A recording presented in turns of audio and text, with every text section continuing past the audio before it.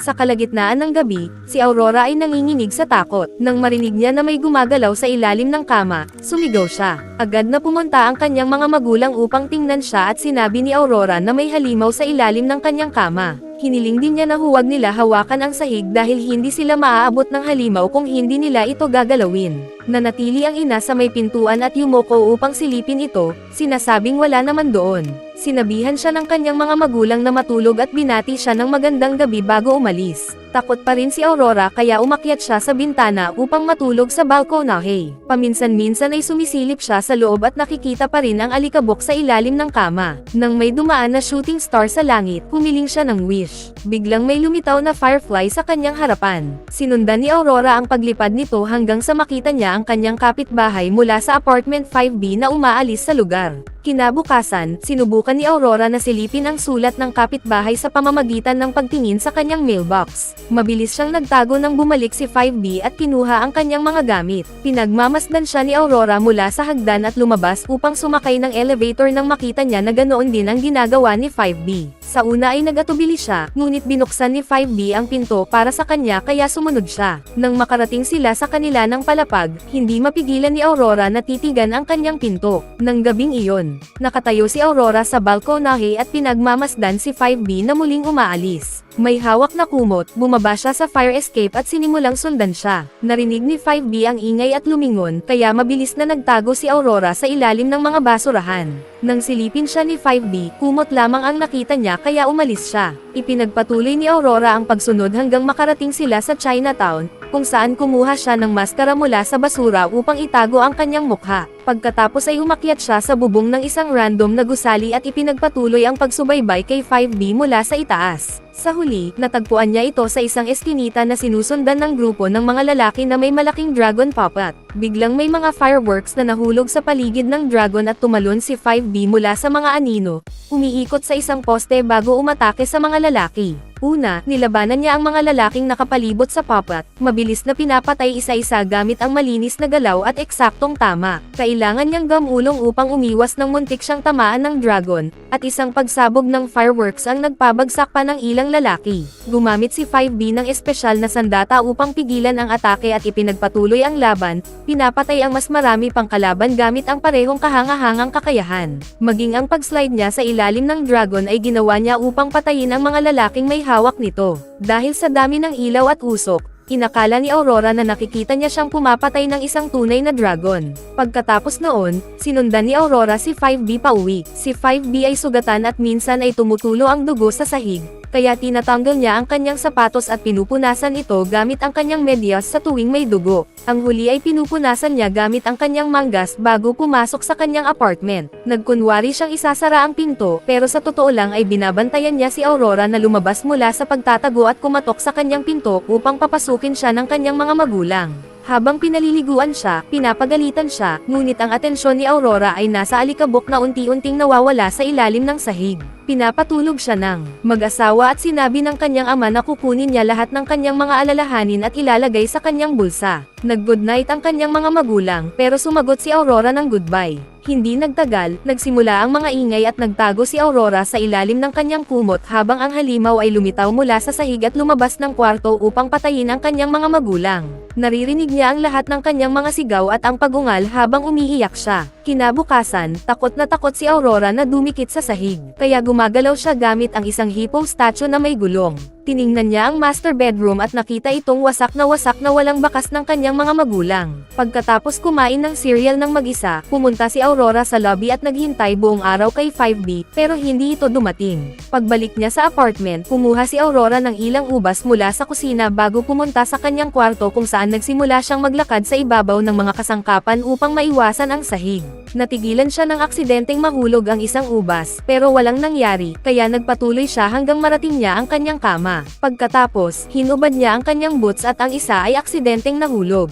Biglang yumanig ang sahig at nagtago si Aurora sa ilalim ng kumot. Isang piraso ng kahoy ang dahan-daang pinutol at may kuko na lumabas mula sa butas upang kunin ang ubas. Kinain ng halimaw ang ubas sa loob ng butas, pero hindi nito nagustuhan ang lasa kaya iniluwa ito. Tumama ang ubas sa lampara at nabasag ang bombilya. Itinapon ni Aurora ang kumot upang takpan ang butas, pero hinila lang ito ng halimaw. Nang subukan ni Aurora na tumakas, ginalaw ng halimaw ang kama upang pigilan siya. Pagkatapos, lumabas ito mula sa sahig, ipinakita ang napakalaki at mabalahibong katawan.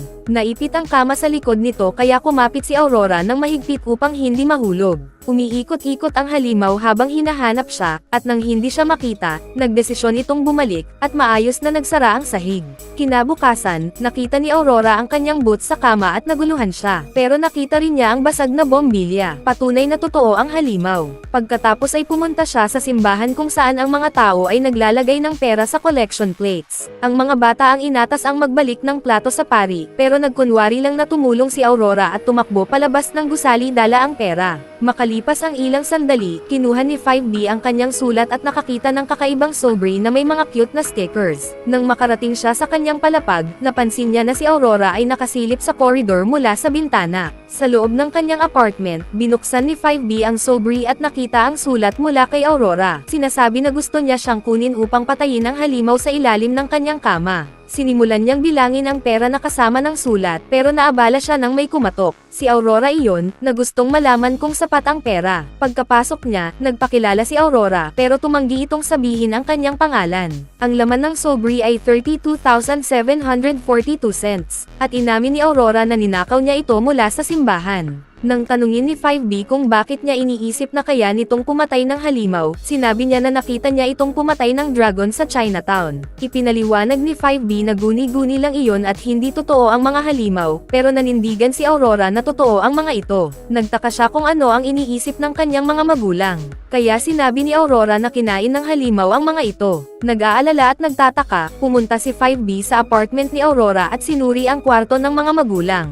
Wala siyang nakita na dugo pero may bala ng baril sa sahig, pati mga butas at hiwa sa mga dingding. Nagtaka si 5B kung bakit hindi narinig ng mga kapitbahay ang ingay, at ipinaliwanag ni Aurora na kinakain ng halimaw pati ang mga sigaw. Pagkatapos noon, bumalik sila sa kanyang lugar, at nagtaka si 5B kung bakit hindi pa niya tinatawagan ang pulis. Kaya sinabi ni Aurora na hindi sila maniniwala sa kwento ng halimaw. Upang makakuha ng mas maraming impormasyon habang sumasabay sa laro nito, tinanong ni 5B kung bakit papatay ng pamilya si isang halimaw, pero ang sagot lang ni Aurora ay dahil hinahawakan nila ang sahig. Ipinaliwanag ni 5B na ang mga halimaw ay hindi pumapatay ng tao dahil lang sa paghawak sa sahig. Ang mga halimaw na hinahabol siya ay gustong pumatay sa kanya dahil pumapatay siya ng ibang halimaw. Dahil sa inis sa usapan, pinaalis ni 5B si Aurora pauwi. Kinagabihan, pumunta si 5B sa isang bar na nakatago sa loob ng mga tunnel ng tren upang makipagkita sa kanyang handler na si Lavender. Ipinakita niya ang mga ID ng mga magulang ni Aurora at sinabing kinuha sila ng mga propesyonal. Iniisip niya na may mga mersenaryo na naghahanap sa kanya at nagkamali ng apartment, kaya napilitan silang patayin ang mga magulang dahil nakita nila ang kanilang mga mukha. Ipinangako ni Lavender na iimbestigahan ito, at sinabi na masyadong maraming alam si Aurora, pero tumanggi si 5B na pumatay ng bata. Dahil dito, napagtanto ni Lavender na may guilt siya sa nangyari at sinabi nitong katawa-tawa ito. Pag-uwi, nagpupuyat si 5B at tulad ng inaasahan niya, narinig niya ang paggalaw ng elevator. Agad siyang pumunta sa apartment ni Aurora at sinabihan siya na may paparating na halimaw kaya kailangan niyang magtago sa aparador. Pagkatapos, naghintay si 5B malapit sa main door sa pamamagitan ng pag-akyat sa kisame. May kutsilyo siya sa bibig pero aksidente niya itong nabitawan. Sa sandaling iyon, pumasok ang isang assassin sa apartment. Nang makalapit ito, tumalon si 5B upang simulan ang laban. Nauna nang nakuha ng assassin ang kutsilyo at umiwas si 5B sa atake sa pamamagitan ng pagdaan sa salamin sa kisame. Pagbalik ni 5B, hinawakan siya ng assassin at inuntog ang kanyang katawan sa mga dingding. Nakakuha si 5B ng malaking bombilya at ibinagsak ito sa ulo ng lalaki. Sinubukan niyang sakalin ito at nauwi sila sa sitwasyong nagkakapaan ng paa sa mukha ng isa't isa. Mabilis na kumilos ang assassin at sinubukang sakalin si 5B, kaya pinisil ni 5B ang kanyang mga daliri sa leeg ng lalaki hanggang mamatay ito. Kasabay nito, isa pang assassin ang pumasok sa kwarto ni Aurora sa pamamagitan ng balkonahe. Pinaputukan niya ang umbok sa kama, pero nang hilahin niya ang kumot, nalaman niyang mga unan lang ang laman.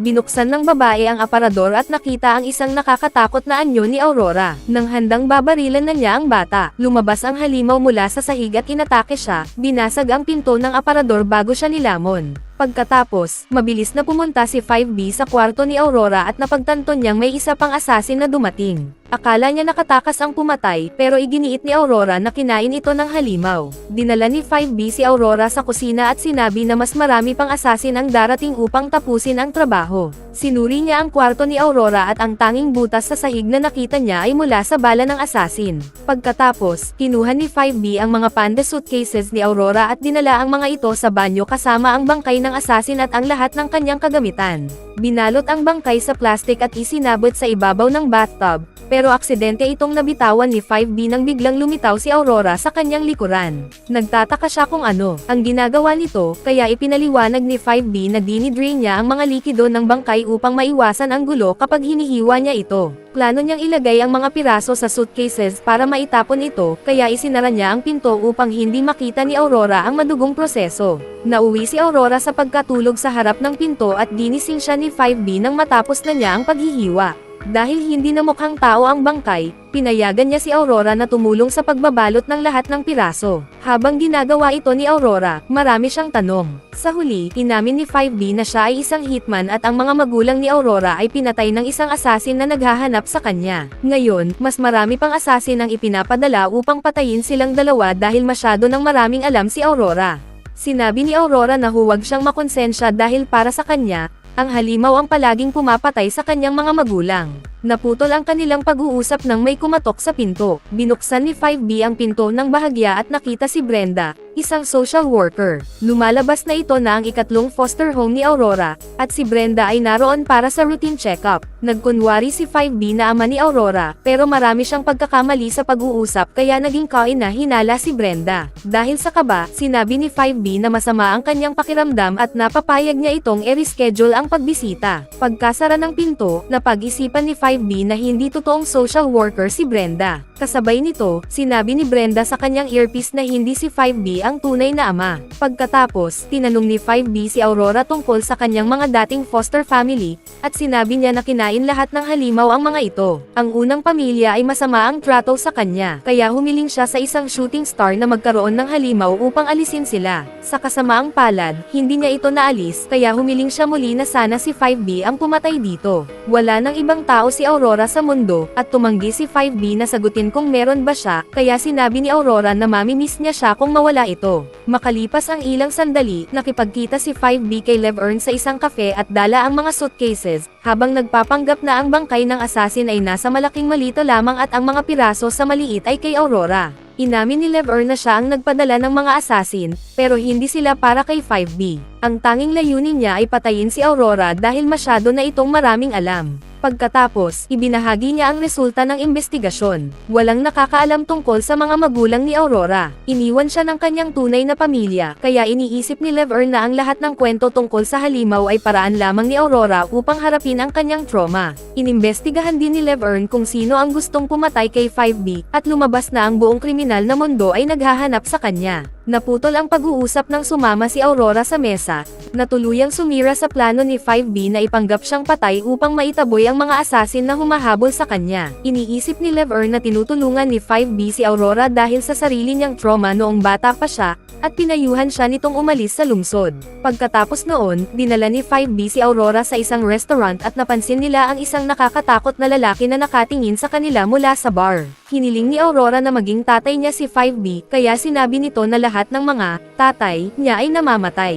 Ikinwento ni 5B na noong bata pa siya, akala niya ang kanyang ina ang pinakamagandang babae sa mundo, pero habang lumalaki siya, napagtanto niya na niloloko lang siya ng kanyang isip at may mga delusyon siya. Sinubukan niyang ipaliwanag kay Aurora na iniisip lang niya ang halimaw, pero lalo lang itong nagalit at nauwi sa pagtatalo. Naputol sila nang lapitan sila ng nakakatakot na lalaki at tinanong kung anak ba ni 5B ang babae. Sumagot si Aurora na oo, pero sinabi ni 5B na hindi. Sa sandaling iyon, dinala ng waiter ang pagkain at kinain ni 5B ang isang bunny-shaped dumpling na para kay Aurora ay tila gumagalaw. Inamin ng nakakatakot na lalaki na siya ay isang hitman, pero si 5B lang ang pakay niya at hindi niya isasama ang bata. Kinausap siya ni 5B na maghintay na lang sa labas at nangakong susunod siya pagkatapos kumain. Nang umalis ang lalaki, pinakiusapan ni 5B ang waiter na ilagay lahat sa to-go boxes at umalis sila ni Aurora nang hindi nakikipagkita sa lalaki. Habang naglalakad sila sa Chinatown, hawak ni Aurora ang kamay ni 5B. Napansin niya na sinusundan sila ng nakakatakot na lalaki at sumumpa si 5B na may plano siya. Hindi nagtagal, mas marami pang hitman ang sumali sa unang lalaki habang sinusundan nila ang dalawa papunta sa apartment building. Makalipas ang ilang sandali, dumating si Brenda dahil tinawagan siya ni 5B. Nang buksan ni Aurora ang pinto, nakita rin niya ang mga misteryosong lalaki sa hagdan. Pinadala siya ni 5B sa kanyang kwarto at itinago siya sa isang taguan na ginawa niya sa loob ng mattress. Sinabi ni 5B kay Brenda na isa lamang siyang concerned neighbor na nag-aalala sa buhay nila ni Aurora. Iniisip niya na lahat ng foster families ay pinatay at siya ang susunod, kaya gusto niyang humingi si Brenda ng tulong.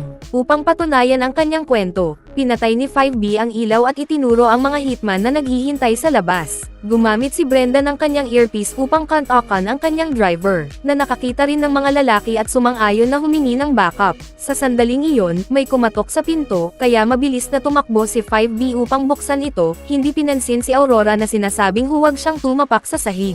Pagkatapos tingnan ang bintana, binuksan ni 5B ang pinto at nakita si Laverne, na hinila niya papunta sa hallway upang pag-usapan ang sitwasyon. Sinabi ni Laverne na ang mga nasa labas ay naghahanda ng ambush, pero sinabi ni 5B na siya mismo ang gagawa ng ambush. Alam niya na si Brenda ay isang FOI agent na undercover, kaya sinabi niya ang kwento tungkol sa pagkamatay ng mga foster families upang mapatawag nito ang backup. Sa totoo, iniisip niya na iniwan lang si Aurora ng kanyang pamilya. Pinagalitan siya ni Laverne at sinabing hindi pwedeng mabuhay si Aurora dahil nakita na nito ang kanilang mga mukha, bago niya pinakiusapan si 5B na iligtas ang sarili. Hinalikan ni 5B ang kanyang kamay at pinayagan siyang umalis. Pagbalik ni 5B sa apartment, inamin ni Brenda na siya ay isang FOI agent, at nagkunwaring nagulat si 5B. Ipinaliwanag ni Brenda na iniimbestigahan niya ang mga pamilya ni Aurora, at nagulat si 5B nang malaman niyang totoong nawawala ang lahat ng kanyang dating foster parents. Ang tanging ebidensya ay isang bukas na bote ng thumb sucking deterrent na nakita sa unang bahay.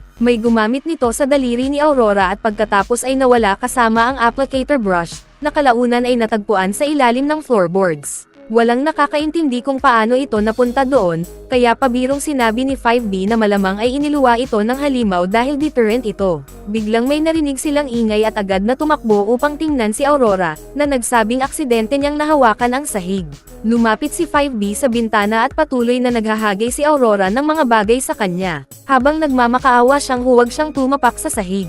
Biglang nabasag ang isang floorboard at sumigaw si Aurora ng napakalakas. Sinabihan siya ni 5B na magtago at umalis ng kwarto, hindi napansin na may nababasag pang sahig sa kanyang likuran. Sa sandaling iyon, pinaputukan ng mga asasin ang pinto, na tumulak kina 5B at Brenda pabalik bago muling lumitaw ang halimaw at mabilis na nagtago. Pinaputukan ng mga hitmen ang butas sa pinto, kaya kinuha ni 5B ang baril ni Brenda upang gumanti. Napatay niya ang ilang kalaban habang hinihila ang walang malay na si Brenda papunta sa banyo. Dumating ang dalawang FOI agents sa koridor at gumanti rin ng putok, napatay ang ilan pang hitmen. Ang mga natitirang kalaban ay sinipa ang pinto at nagtago sa loob ng apartment. Sa banyo, napansin ni 5B na wala na siyang bala at sinimulan niyang hanapin sa mga gamit ni Brenda ang magazine, pero nagising ito at binawi ang kanyang baril. Inilapat ni 5B ang kanyang tainga sa sahig upang pakinggan ang galaw ng hitman at nagulat siya nang marinig si Aurora sa halip. Sa wakas ay naniwala siya sa kwento ni Aurora, kaya umakyat siya sa lababo at sinabihan si Brenda na huwag tumapak sa sahig. Nang handang bubuksan ng asasin ang pinto ng banyo, muling lumitaw ang halimaw sa kwarto ni Aurora. Sinubukan siyang barilin ng nakakatakot na lalaki, pero hindi ito tinablan at lumabas upang lumunin ang isang buong tao. Nagpanik ang ibang hitmen at nagpaputok habang papalapit sa pinto, ngunit walang epekto ang mga bala, at patuloy na lumalapit ang halimaw, kinakain sila isa-isa. Sa banyo, naghahanap si 5B ng anumang magagamit sa laban at nakita ang bote ng thumb sucking deterrent. Isang hitman ang itinapon sa loob at bumagsak sa bathtub, kaya sinaksak ni 5B ang kanyang mata gamit ang electric toothbrush. Nang tangkaing barilin siya ng lalaki, naunahan siya ni Brenda at pinaputukan ito bago isinara ang pinto. Sa huli, tumigil ang lahat ng sigawan. 4 na hitmen na lang ang natira at nakaligtas sila sa pamamagitan ng pagkapit sa dingding. Isa sa kanila ang aksidenteng nabitawan ang kanyang baril, kaya lumabas ang halimaw at kinain siya, hinihila pabalik sa kanyang butas ang bangkay. Pagkatapos, itinapon ni Brenda at 5B ang bangkay ng hitman sa koridor bilang test, at agad itong pinaputukan ng iba. Muli, lumitaw ang halimaw at kinain din ito, kaya isinara ulit ni 5B ang pinto ng banyo. Biglang pumasok ang mga FOI agent sa apartment at sinubukang arestuhin ang mga hitmen na ayaw bumaba pero napilitan. Isang agent ang pumasok sa banyo at sinabi ni Brenda na huwag arestuhin si 5B, dahil isa lamang siyang concerned neighbor. Pagkatapos, tumakbo si Brenda sa koridor at kumapit sa dingding habang sinasabihan ang kanyang mga kasama na huwag tumapak sa sahig. May lumabas na kuko mula sa sahig upang isara ang pinto sa harap bago lumitaw ang halimaw at kainin ang lahat sa koridor. Tinapan ni Aurora ang kanyang tainga habang naririnig ang lahat ng sigawan at putukan sa labas ng kanyang kwarto. Nang wala nang natira, bumalik ang halimaw sa kanyang butas. Pagkatapos, sumakay si 5B sa hipo upang pumunta sa kwarto ni Aurora, nangangakong tutulungan siyang makatakas. Ngunit muling lumabas ang halimaw at kinagat siya, hinuli sa kanyang bibig. Lumaban si 5B ng buong lakas upang panatilihing nakabuka ang bibig, pero hindi siya sapat na malakas at tuluyang nagsara ang bibig sa panga niya. Pagkatapos ay bumalik ang halimaw sa kanyang butas, at sinabi ni Aurora na, sabi ko na nga ba, bago muling nagtago. Kinabukasan, nagising si Aurora dahil may kakaibang ingay siyang narinig. Biglang bumukas ang isang butas at iniluwa ng halimaw si 5B, na nakaligtas dahil sa thumbsuckang deterrent. Nagyakap ang dalawa bilang muling pagkikita, pero naputol ito nang dumating si Leverne na may suot na gun shoes. Dumating siya upang patayin si Aurora, at sinubukan siyang pigilan ni 5B sa pamamagitan ng babala tungkol sa halimaw. Dahil tumanggi si Leverne na makinig, nakiusap si 5B at tinawag siyang Mom, na naglantad na siya pala ang kanyang ina at lahat ng kanyang trauma ay mula sa paglaki sa kanyang maruming mundo. Sinabihan siya ni Leverne na huwag siyang tawaging ganoon at kinutya ang ideya ng halimaw, bago biglang lumabas ang nilalang. Desperadong nagpaputok si Leverne gamit ang kanyang sapatos, kaya nagtago ang halimaw sa ilalim ng sahig at muling lumitaw sa kanyang likuran upang kainin siya. Huling bulong ni 5B ang Mom, habang pinapanood siyang mamatay. Pagkatapos, dinala niya si Aurora sa balkonahe, ngunit bago pa sila makagalaw, muling lumabas ang halimaw at binaliktad ang kama, handang kainin si 5B. Umiwas si 5B at nilamon ng halimaw ang buong kama. Muling bumalik ito, kaya hamarang si Aurora sa pagitan nila, desperadong iligtas ang tanging kaibigan na meron siya. Napatigil ang halimaw, at sinabi ni 5B na ayaw siyang kainin dahil pagmamay-ari siya ni Aurora, kaya kailangan niyang matutunang mamuhay kasama ito. Nagkaroon ng lakas ng loob si Aurora at inutusan ang halimaw na tumigil. Pagkatapos, bumaba ang dalawa sa fire escape at umalis sa lungsod upang magsimula ng bagong buhay. Habang nagmamaneho sila sa probinsya, tumatakbo ang halimaw sa likod ng sasakyan. Sa apartment, lumalabas na buhay pa si Brenda dahil nagtago siya sa aparador. Bago tayo magtapos ay isa-shoutout muna natin si Paul, Yuan Mercado, Jomar Camanian, Tyler Atrins, Ron Cristo Cortez, Rafi Desen, Marlon Quino, Fernando, Shell, Circle Able Grace Nadella from City of Naga Cebu, Emren Yulama from Cotabato City, at Pangging Vlog from Numancia Aklan. Mag-subscribe na kung hindi ka pa nakasubscribe, pindutin na rin ang notification bell at like button para sa marami pang movie recap katulad nito, at mag-iwan ng comment down below. And as always, thank you for watching.